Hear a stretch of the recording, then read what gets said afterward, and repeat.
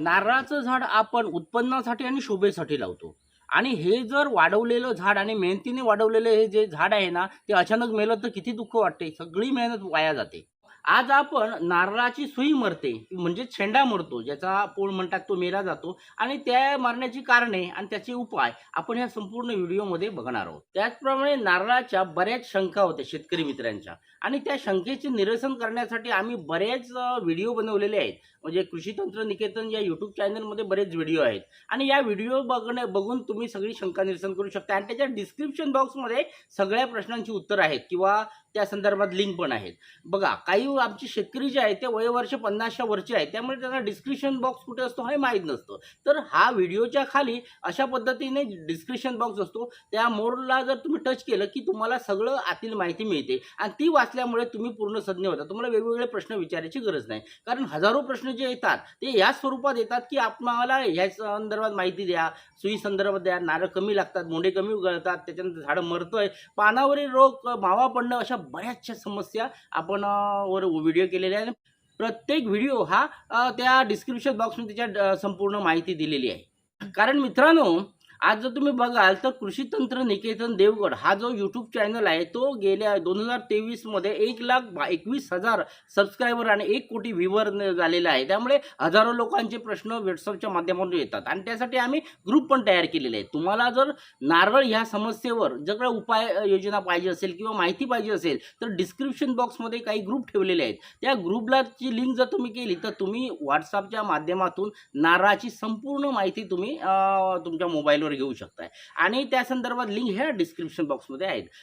काय असतं की बऱ्याच शेतकऱ्यांना कळत नाही की नेट नसतं किंवा डिस्क्रिप्शन कुठे आहे किंवा लिंक कशा बदलायच्या किंवा यूट्यूब चॅनलचे व्हिडिओ कसे शोधायचे हे माहीत नसतं. म्हणून आम्ही सोपा उपाय म्हणून डिस्क्रिप्शन बॉक्समध्ये दिलेला आहे, तो तुम्ही जरूर बघा.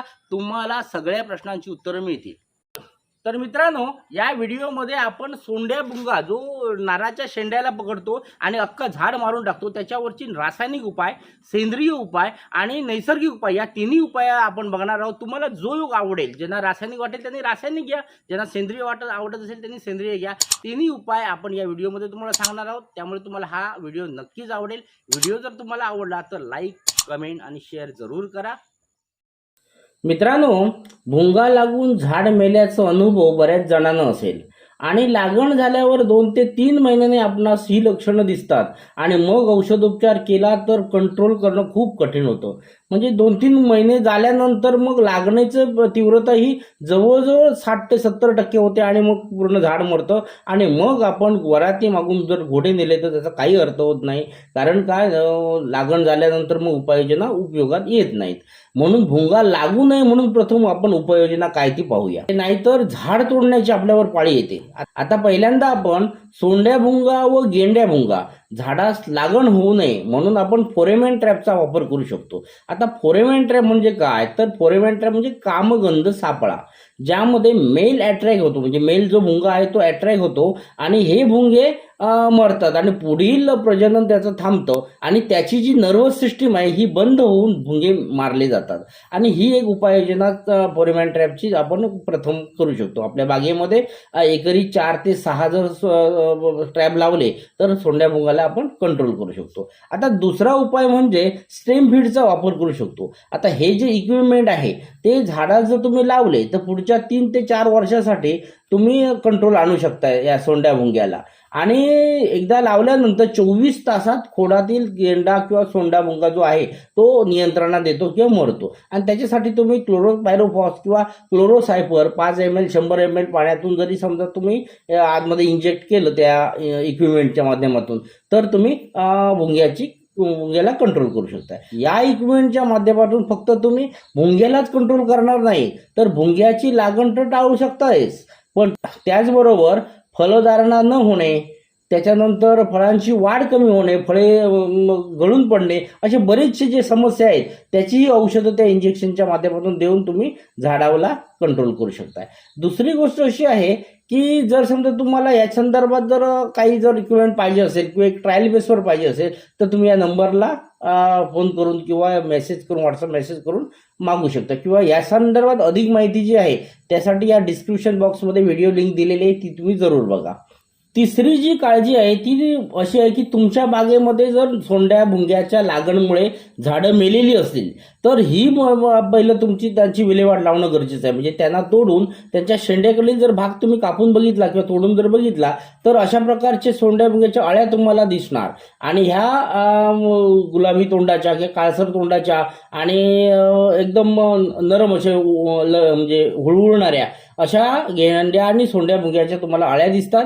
आणि ह्या अळ्या तुम्हाला मारून टाकणं गरजेचं आहे, नाहीतर त्याची परत वाढ होणार, त्याची प्लाय होणार आणि उडणार आणि परत तुमच्या बागेत नुकसान करणार. आणि त्याच्यासाठी तुम्हाला काय करायचं आहे की हे तोडून झाल्यानंतर त्याच्या खोडात किंवा त्याच्या शेंड्यामध्ये जर याच्या अळ्या असतील तर त्याला जाळ करून म्हणजे जाळून हीट वाढवून त्याला मारून टाकणं गरजेचं आहे. आणि त्याच्यासाठी तुम्ही ते तोडलेला शेंड्याकडचा भाग किंवा खोडाकडच्या भागात जर असेल तर खोडाकडचा भाग किंवा त्या नारळाच्या पूर्ण खोडावर हे करू शकताय, झावळांचा वापर करू शकता. झावळं टाका किंवा काडी कचरा टाका काहीतरी आणि पेटवा, जेणेकरून काय होईल की तुम्ही त्याची हीट वाढवाल. 80 सेल्सिअसच्या वरती तापमान गेलं की आतल्या अळ्या आपोआप मरणार आणि त्या सगळ्या कंट्रोल. कारण विचार करा, एक भुंगा जवळ किंवा एक भुंग्याची जी अळी मादी जी आहे ही जवळजवळ साधारण 100 पासून 200-250 पर्यंत त्याच्यामध्ये अळ्या सोडते आणि त्या अळ्यांचे परत भुंगे होतात आणि आपल्या झाडांना नुकसान करतात. जर रासायनिक उपाययोजना तुम्हाला करायची असेल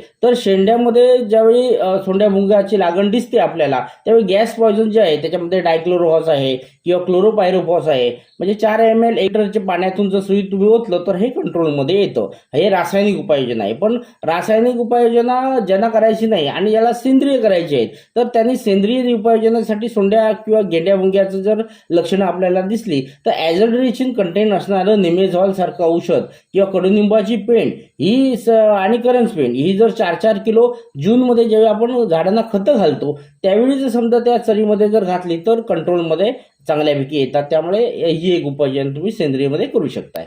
किंवा तुम्ही दुसरी आणखी विषय असा की अग्निअस्त्र जे आहे ते 5 लिटर पाण्यात 1 लिटर घालून जर सुईत ओतलं तर कंट्रोलमध्ये सोंड्या भुंगाच्या अळ्या येतात.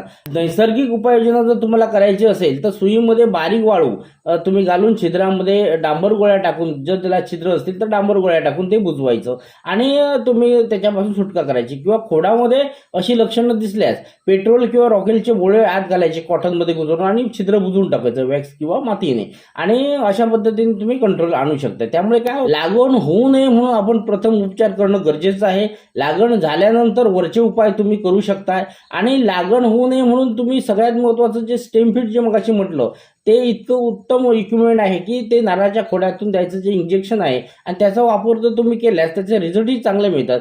तुम्हाला वाटत असेल तर तुम्ही 1-2 या नंबरवर मागू शकताय आणि ट्रायल घ्या. जर तुम्हाला योग्य वाटलं तर सगळ्या झाडांना करा. आणि दुसरी गोष्ट अशी आहे की अधिक माहिती जर तुम्हाला पाहिजे असेल तर या चॅनलच्या डिस्क्रिप्शन बॉक्समध्ये काही लिंक आहेत, त्या जरूर बघा आणि त्यानंतर तुम्हाला लक्षात येईल की ते कसं द्यायचं. अशा पद्धतीने आपण सोंड्या भुंगा हा खतरनाक कीड आहे आणि या खतरनाक किडीचं कंट्रोल कसं करायचं या संदर्भात आपण या बऱ्याच उपाययोजना पाहिल्या. हा व्हिडिओ तुम्हाला नक्कीच आवडेल. व्हिडिओ आवडल्यास लाईक, कमेंट, शेअर जरूर करा, सबस्क्राईब करा. धन्यवाद.